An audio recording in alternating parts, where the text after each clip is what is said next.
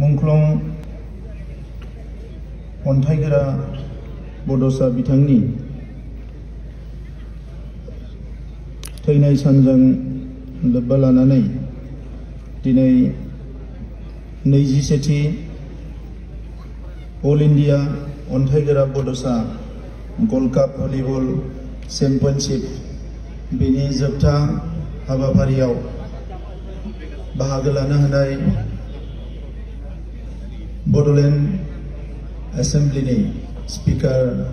कातिराम बर' बिथां, जोंनि स्पर्ट्सनि EM दावबायसा बर' बिथां, बे हाबाफारियाव बाहागो लानो हानाय तामुलपुरनि MLA जलेन दैमारी बिथां आरो बे हाबाफारियावनो बाहागो लानो हानाय तामुलपुर समष्टिनि बारग' MLA सन्दीप बसुमतारी बिथांजों लोगोसे बाहागो लानो हानाय दुलाराय बर' फरायसा आफादनि मिरुनि जिल्लानि आरो दख'रानि बिबानगिरि बिथांमोन, बे हाबाफारियाव बाहागो लानो हानाय गुबुन गुबुन बिबानगिरि अफिसार्स आरो जोंनि हान्जानि माखासे दैदेनगिरि बिथांमोन,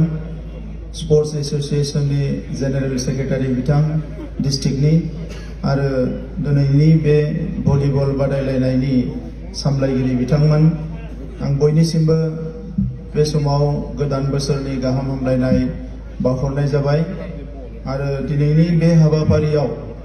बाहागो लानानै हाबाफारिखौ जाफुंसार होनायनि थाखाय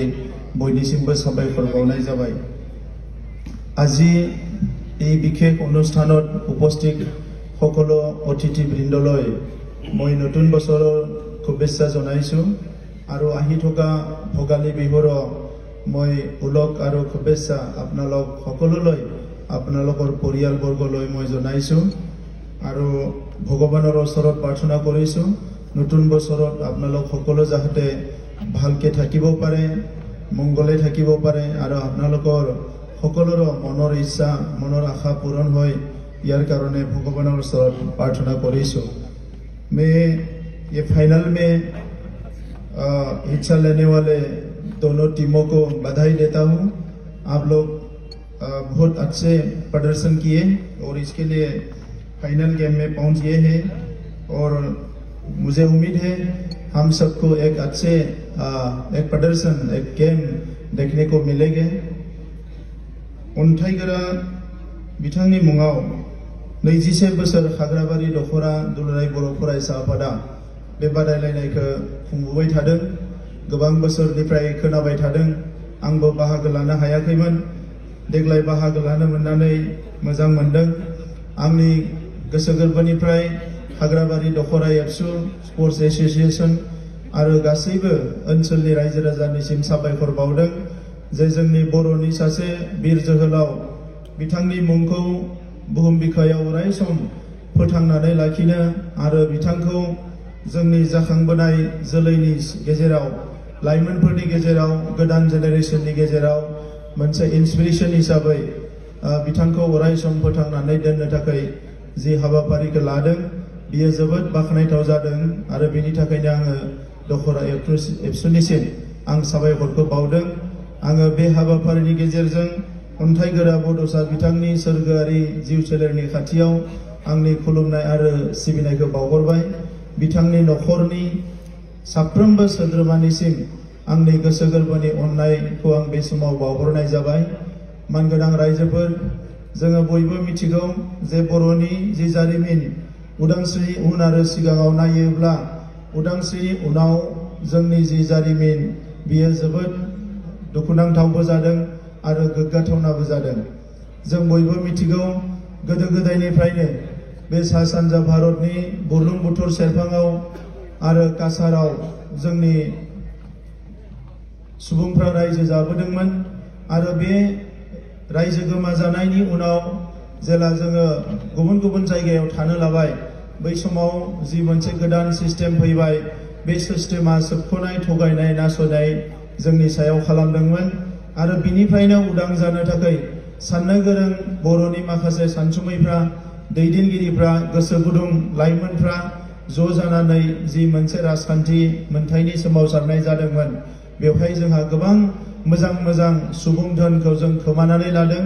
गोबां दैदेनगिरिफोरखौ जों खोमानानै लानांदों आरो बिथांमोननि जिउ थै आरो गोलोमदैनि थाखायनो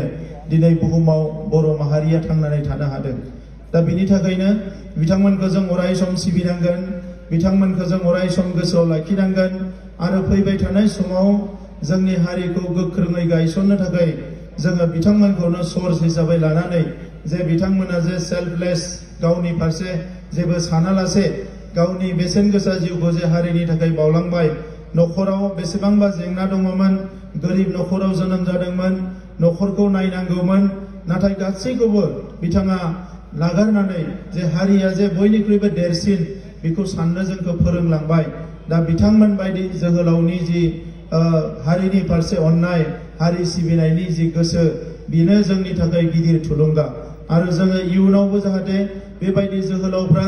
जोंनियाव अराय सम उजिबाय थायो बेबायदि जोहोलावफ्रा जोंनि माहारियाव आरोबाव गोबां जोनोम जायो बिनि थाखाय जों इसोरनि खाथियाव आरज गाबनांगोन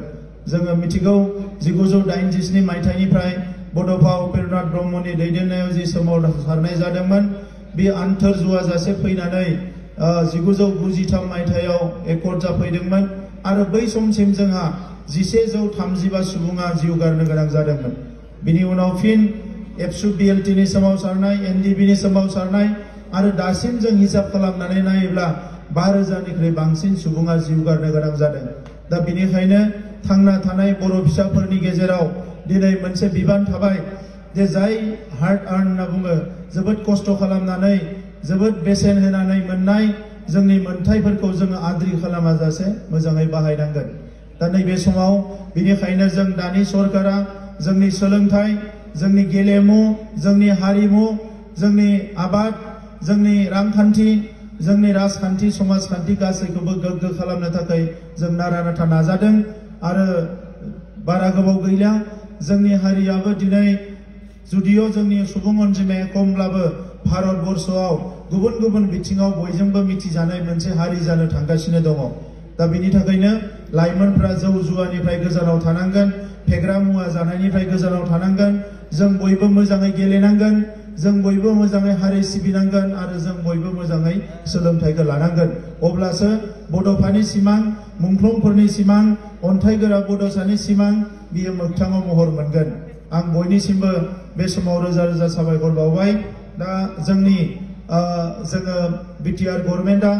जोंनि इएम दावबायसा बर' बिथांनि दैदेननायाव जोङो दुरन काप स्पर्ट्स खुंबाय एशियान ख'ख' खुंबाय सन्तोष ट्रफी खुंबाय आईएसपीएल खुंबाय आरो गोबां गेलेमुनि बायदिसिना आयदाफोरखौ जोङो लागासिनो दङ दा बे समाव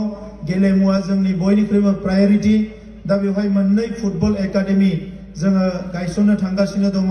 बे फुटबल एकाडेमिया मोनसे अदालगुरियाव आरो मोनसेया क'क्राझाराव जानांगौमोन नाथाय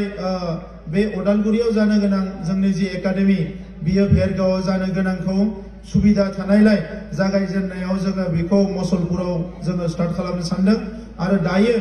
बेवहाय अन्थाइगोरा बड'सानि मुङाव जिहेतु नोंथांमोना 21 बोसोर 21 बोसोर खुंबोबाय बिनि थाखायनो बेवहाय